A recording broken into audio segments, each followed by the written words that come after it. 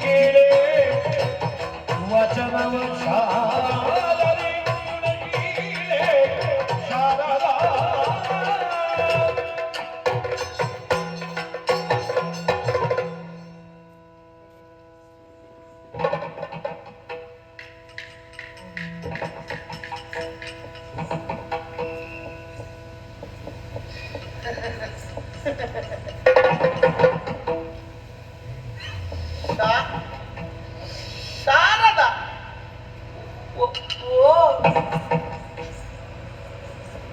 ಇದು ಎಲ್ಲಿ ಓಡುದು ನಾಚಿಕೆ ಆಗುವುದಂತ ನನಗೂ ಎಂತದಾಗುತ್ತದೆ ಅಂತ ಗೊತ್ತಾಗುದಿಲ್ಲ. ಒಟ್ಟು ಆಗುತ್ತ ನಿಮ್ಮ ಹತ್ತಿರ ಬರ್ಲಿಕ್ಕೆ ನಾಚಿಕೆ ಆಗುತ್ತದೆ ನನಗೆ.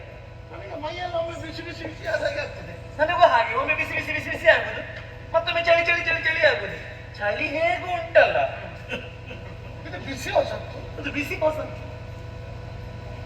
ನಿನಗೂ ಹಾಗೆ ಆಗುತ್ತೆ. ನನಗೂ ಹಾಗೆ ಆಗ್ತಾ ಉಂಟು. ಎಂತದೋ ಒಂದು ಬೇಕು ಬೇಕು ಅಂತ ಆಗುದು. ನನಗೂ ಹಾಗೆ ಏನೋ ಒಂದು ಬೇಕು, ಏನೋ ಒಂದು ಕಳ್ಕೊಂಡಿದ್ದೇನೆ, ಈಗ ಬೇಕದು ಅಂತ ಆಗುದು. ಮುಂಚೆ ಹೀಗೆ ಆಗ್ತಿದ್ದಿಲ್ಲ ನನಗೆ. ನನಗೂ ಹೊಸ ಅನುಭವ. ನಿಮ್ಮಲ್ಲಿ ಬರಬೇಕಾದ್ರೆ ಲೀಲಾಜಾಲವಾಗಿ ಬರ್ತಿದ್ದೆ, ಈಗ ಹಾಗಲ್ಲ. ಒಂದು ಹೆಜ್ಜೆ ಮುಂದೆ ಇಡುವುದಕ್ಕೂ ಒಂದು 4 ಸಲ ಯೋಚನೆ ಮಾಡಬೇಕಾಗುತ್ತದೆ, ಬರಬೇಕೋ ಬೇಡವೋ.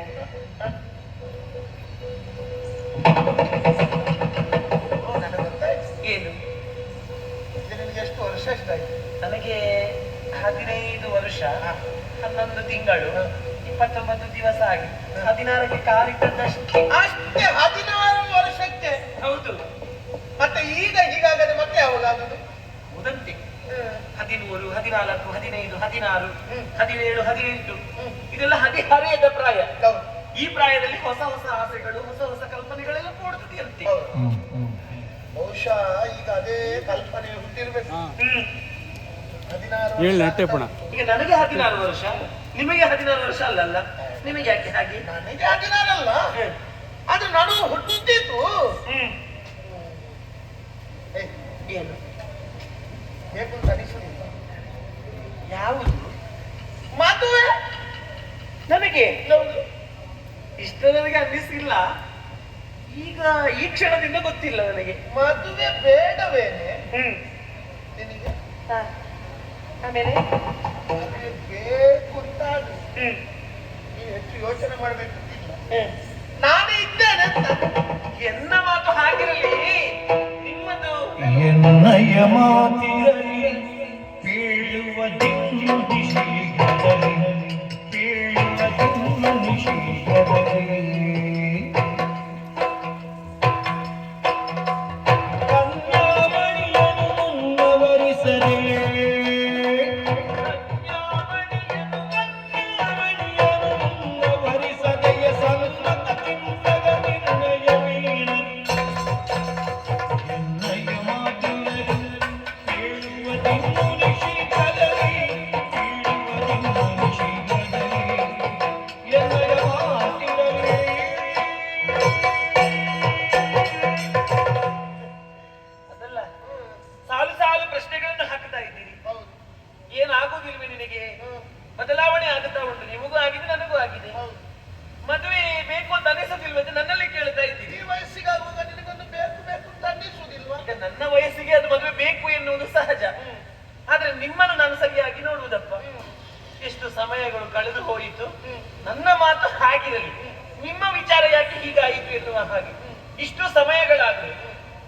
ನಿಮಗೆ ಯಾಕೆ ನಿಮ್ಮ ಬಳಿಯಲ್ಲಿ ಒಬ್ರು ಬೇಕು ಅಂತ ಆಗ್ಲಿಲ್ಲ? ಈಗ ಸರಿಯಾಗಿ ನೋಡಿ ಒಮ್ಮೆ. ನಾರಾಯಣ ದೇವರನ್ನು ನೋಡಿ, ಬಳಿಯಲ್ಲಿ ಯಾರಿದ್ದಾರೆ? ಲಕ್ಷ್ಮಿ ಲಕ್ಷ್ಮಿ ಇದ್ದ. ಪರಮೇಶ್ವರ ದೇವರನ್ನು ನೋಡಿ, ಬಳಿಯಲ್ಲಿ ಯಾರಿದ್ದಾರೆ? ಪಾರ್ವತಿ ಇದ್ದ. ದೇವೇಂದ್ರನನ್ನೇ ನೋಡಿ, ಬಳಿಯಲ್ಲಿ ಯಾರಿದ್ದಾರೆ? ಸಾಕ್ಷಿ ಇದ್ದ. ಮನ್ಮಥನನ್ನೇ ನೋಡಿ, ಬಳಿಯಲ್ಲಿ ಯಾರಿದ್ದಾರೆ? ರತಿ ಇದ್ದ. ಬ್ರಹ್ಮನನ್ನು ನೋಡಿ, ಬಳಿಯಲ್ಲಿ ಯಾರಿದ್ದಾರೆ? ಬಾಡಿ. ಬಾಡಿ. ಯಾರು ಇಲ್ಲ. ಬಲಿ ಬಲಿ ಬಲಿ ಬಂದು ಹೋಗ್ಬೇಕಷ್ಟೇ. ಯಾರಿಲ್ಲ. ಯಾರು ಇಲ್ಲ ನಿಮ್ಮ ಬಳಿಯಲ್ಲಿ. ಕನ್ಯಾಮಣಿಯನ್ನು ಹೌದು. ನೀವು ಇಷ್ಟರವರೆಗೆ ವರಿಸಲಿಲ್ಲ. ಹಾಗಾದ್ರೆ ಇಷ್ಟು ಸಮಯಗಳಾದರೂ ನೀವೊಂದು ಅದೊಂದು ವ್ರತವನ್ನು ಆಚರಿಸಿದ್ದು ಅಥವಾ ಬೇಡ ಅಂತ ಹಾಗೆ ಕೂತದ್ದು, ಅದೊಂದು ಕಾರಣ ಅಂತ ಬೇಕಲ್ಲ. ಹಾಗಾಗಿ ಕೇಳಿದ್ರು, ಏನು ನೀವು ಮದುವೆ ಆಗ್ಲಿಲ್ಲ ಇಷ್ಟರವರೆಗೆ ಅಂತ? ಕಾರಣ ಉಂಟು. ಎಂತದ್ದು? ಸುಮ್ಮನೆ ಅಲ್ಲ ನಾನು. ಹ. ಈಗ ಅವರಿಗೆಲ್ಲ ಮದುವೆ ಆಗಿದೆ. ಹ್ಮ್. ಅವರ ಯೋಗ್ಯತೆಗೆ ಸರಿಯಾದಂತ ಹೆಣ್ಣು ಹ್ಮ್. ಅವರಿಗೆ ಸಿಕ್ಕಿದೆ. ಹ್ಮ್. ಆದ್ದರಿಂದ ಅವರು ವಿವಾಹವಾಗಿದ್ದಾರೆ. ಹ್ಮ್. ಈ ಬ್ರಹ್ಮನ ಯೋಗ್ಯತೆಗೆ ಸರಿಯಾದಂತ ಹೆಣ್ಣು ಹ್ಮ್. ಇಷ್ಟರವರೆಗೆ ಸಿಗದೇ ಇರುವುದರಿಂದಲೇ ಹ. ನಾನು ವಿವಾಹವಾಗದೆ ಉಳಿದದ್ದು. ನಿಮಗೊಂದು ಯೋಗ್ಯತೆಗೆ ಸರಿಯಾದದನ್ನೇ ಸೃಷ್ಟಿ ಮಾಡಬಹುದಿತ್ತಲ್ಲ. ಈಗ ಅದೇ ಸಂದರ್ಭ ಬಂತಲ್ಲ. ಹಾಗಾಗಿ ನೀವು ಮದುವೆ ಆಗದೆ ಇದ್ದಲ್ಲ. ನೀವು ಇಷ್ಟವರೆಗೆ ಮದುವೆ ಆಗದೆ ಇದಕ್ಕೆ ಕಾರಣ ಇಷ್ಟೇ. ಅದೇ. ಹಾಗಾದ್ರೆ ನನ್ನ ಮಾತನ್ನು ಕೇಳ್ತೀರಾ? ಏನು? ನನಗೆ ಯಾಕೆ ಈಗ ಮದುವೆ ಬೇಕು ಅಂತ ಆಗಿದೆ? ಇಷ್ಟವರೆಗೆ ನನಗೆ ಯಾಕೆ ಆಗಿಲ್ಲ ಅಂತ ಗೊತ್ತಿಲ್ಲ ನಿಮಗೆ? ಯಾಕೆ? ಹೌದು.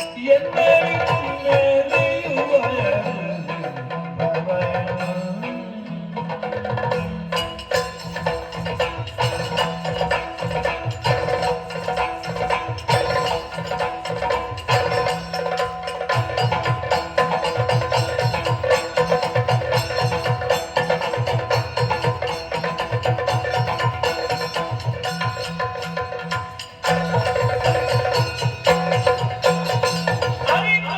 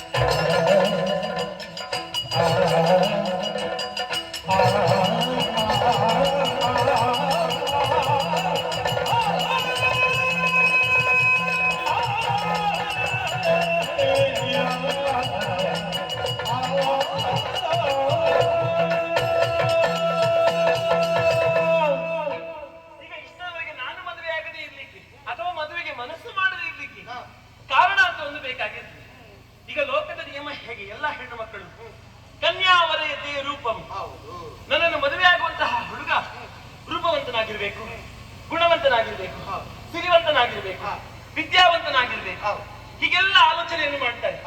ಅದರಲ್ಲಿ ಒಂದು ಪ್ರಾಮುಖ್ಯವಾಗಿ ಮಗ ನನ್ನನ್ನು ವರಿಸುವಂತವನು ರೂಪವಂತನಾಗಿರ್ಬೇಕು, ನನ್ನ ಗಂಡ ರೂಪವಂತನಾಗಿರ್ಬೇಕು. ಇದು ಎಲ್ಲಾ ಹೆಣ್ಣು ಮಕ್ಕಳು ಬಯಸುವುದು. ನನ್ನ ಬಯಕೆಯು ಹಾಗೆ ಇತ್ತು. ಇನ್ನೊಂದು ಕೇಳುದ, ಏನು? ನಿನ್ನ ಗಂಡನಾಗುವವ ಹೇಗಿರಬೇಕು ಅಂತ ನಿನ್ನ ಮನಸ್ಸಲ್ಲಿ? ಹೌದು, ಅದನ್ನೇ ನಾನು ಆಲೋಚನೆ ಮಾಡುವುದಾಗದಿಂದ ನನಗೆ ಸರಿ ಮಿಗಿಲೆನಿಸುವಂತಹ ನನ್ನ ರೂಪಕ್ಕೆ ತಕ್ಕನಾದಂತಹ ವರ ಇಲ್ಲಿ ಇಷ್ಟವರೆಗೆ ಸಿಗಲೇ ಇಲ್ಲ. ಹಾಗಂತ ಹೇಳಿ ಸಿಕ್ಕರೆ ಸಿಗಬಹುದು. ನಿಮ್ಮನ್ನು ಕಂಡಾಗ ಅರ್ಥ ಆಯ್ತು, ನನ್ನನ್ನು ವರಿಸುವವನು ಇಷ್ಟೇ ಉದ್ದ ಇರ್ಬೇಕು, ಇಷ್ಟೇ ಇಷ್ಟೇ ಇಷ್ಟೇ, ಇದಕ್ಕಿಂತ ಹೆಚ್ಚು ಬೇಡ. ದಪ್ಪವೂ ಅಷ್ಟೇ, ಇಷ್ಟೇ ದಪ್ಪ ಇರ್ಬೇಕು, ಇಷ್ಟೇ. ಹೌದಪ್ಪ, ಇಷ್ಟೇ, ಇದಕ್ಕಿಂತ ಹೆಚ್ಚು ಬೇಡ. ತೆಳ್ಳಗಿಯೂ ಬೇಡ ಅಲ್ವಾ? ಕೆಲವರು ಹಾಗಲ್ಲ, ಕೆಲವರಲ್ಲಿ ಕೊರತೆ ಇರ್ತದೆ. ಸ್ವಲ್ಪ ದಪ್ಪವೂ ಅಲ್ಲ, ಕೆಲವರು ದಪ್ಪ ಇರುವುದು, ಕೆಲವರು ತೆಳ್ಳಗೆ ಇರುವುದು, ಕೆಲವರು ಉದ್ದ ಇರುವುದು, ಕೆಲವರು ಗಿಡ್ಡ ಇರುವುದು. ಹಾಗೆ ಇದು ಹಾಗಲ್ಲ. ಇದು ಉದ್ದವೂ ಇಷ್ಟೇ, ಅಗಲವೂ ಇಷ್ಟೇ, ದಪ್ಪವೂ ಹೀಗೆ, ಒಂದು ಆಯ. ಮೈ ಬಣ್ಣ ಇದೇ ಬಣ್ಣ, ಹೀಗೆ ಇದೇ ಬಣ್ಣ, ಅಷ್ಟೇ, ಅದಕ್ಕಿಂತ ಹೆಚ್ಚಿಲ್ಲ. ಹೌದು. ಆಮೇಲೆ ಉಪ್ಪು ಅದು ಹೀಗೆ ಹೀಗೆ, ಉಪ್ಪು ಹೀಗೆ ಹೀಗೆ ಹೀಗೆ, ಹಾಗೆ. ಕಣ್ಣುಗಳು ಹಾಗೆ ಹೀಗೆ ಕಾಣಬೇಕು. ಮೀಸೆ ಮೀಸೆ ಮೀಸೆ ಮೀಸೆ ಇರ್ಬೇಕು. ಆಮೇಲೆ ಗಡ್ಡ ಬೇಡವಾ? ಮೀಸೆ ಒಟ್ಟಿಗೆ ಗಡ್ಡವೂ ಇರ್ಬೇಕು. ಮೀಸೆ ಮತ್ತು ಗಡ್ಡ ಒಟ್ಟಿಗೆ. ಕೆಲವರಿಗೆ ಮೀಸೆ ಇರ್ತದೆ, ಗಡ್ಡ ಇರುವುದಿಲ್ಲ. ಹೌದು. ಕೆಲವರು ಗಡ್ಡ ಇರ್ತದೆ, ಮೀಸೆ ಇರ್ತದೆ. ನನ್ನನ್ನು ಮದುವೆ ಆಗುವುದು ಹಾಗಲ್ಲ. ಮೀಸೆಯೂ ಬೇಕು, ಗಡ್ಡವೂ ಬೇಕು. ಇನ್ನು ಮುಂದಿನ ಭವಿಷ್ಯತ್ತಿನಲ್ಲಿ ಯಾರಾದ್ರೂ ಗಡ್ಡ ಇಟ್ರೆ, ಹುಡುಗರು ಗಡ್ಡ ಇಟ್ರೆ ಬ್ರಹ್ಮದೇವರನ್ನು ನೋಡಿ ನಾವು ಗಡ್ಡ ಇಟ್ಟರು ಅಂತ ಹೇಳ್ಬೇಕು. ಮೀಸೆ ಗಡ್ಡ ಇಟ್ರೆ ಹೀಗೆ ಇದು ತೋಳು, ಆ ನಲಿ ತೋಳುಗಳು ಹಾಗೆ ಅಷ್ಟೇ ದಪ್ಪ ಇರಬೇಕು. ಅಪ್ಪಿ ಹಿಡಿಯುವಾಗ ಅದೇ ಅನುಭೂತಿ ನನಗೆ ಸಿಗಬೇಕು. ಹಾಗಾಗಿ ಒಟ್ಟಿನಲ್ಲಿ ಹೇಳಬೇಕಿದ್ರೆ ನನ್ನನ್ನು ಮದುವೆ ಆಗುವವರು ಹೀಗೆ ಹೀಗೆ ಹೀಗೆ ಹೀಗೆ, ಇದಕ್ಕಿಂತ ಹೆಚ್ಚು ಬೇಡ, ಇದಕ್ಕಿಂತ ಕಡಿಮೆ ಬೇಡ, ಹೀಗೆ ನೀವೇ ಆದ್ರೂ ತೊಂದರೆ ಇಲ್ಲ.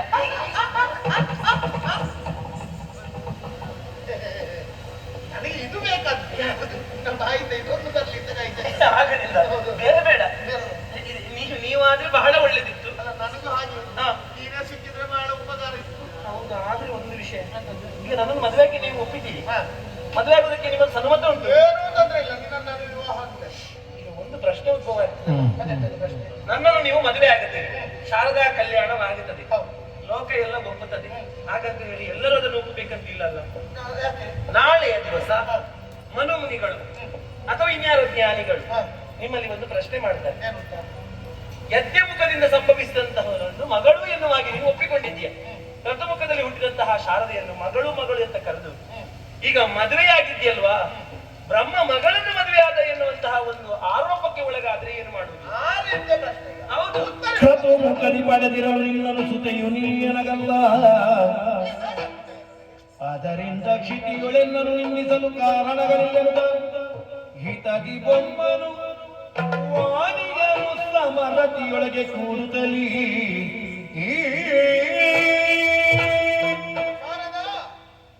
ಇಂಥ ಚಿಂತನೆಗಳನ್ನು ನೀನು ಮಾಡುವುದೇ ಬೇಡ. ಯಾಕೆ? ಯಾಕೆ? ವಿನೂತನವಾದ ಸೃಷ್ಟಿಯಾಗಬೇಕು ಎನ್ನುವಂತ ಉದ್ದೇಶವನ್ನು ಹೊಂದಿ ಯಜ್ಞಮುಖದಿಂದ ನಾನು ಪಡೆದದ್ದು. ಹೌದು, ಅಲ್ಲಿ ನನಗೊಂದು ಮಗಳು ಬೇಕು ಎನ್ನುವಂತ ಸಂಕಲ್ಪ ನನ್ನದಲ್ಲ. ವಿನೂತನವಾದ ಒಂದು ಸೃಷ್ಟಿ. ಮತ್ತೆ ಯಾವುದೇ ಒಂದು ಸೃಷ್ಟಿ ನಾನು ಮಾಡುವುದಿದ್ರೆ ಅದಕ್ಕೆ ಪೂರ್ವದ ಪಾಪ ಪುಣ್ಯಗಳ ಲೇಪ ಬೇಕು. ಇಲ್ಲಿ ಯಾವುದೇ ಲೇಪ ಇಲ್ಲ, ಹೊಸತಾದಂತ ಒಂದು ಸೃಷ್ಟಿಯನ್ನು ನಾನು ಮಾಡಿದ.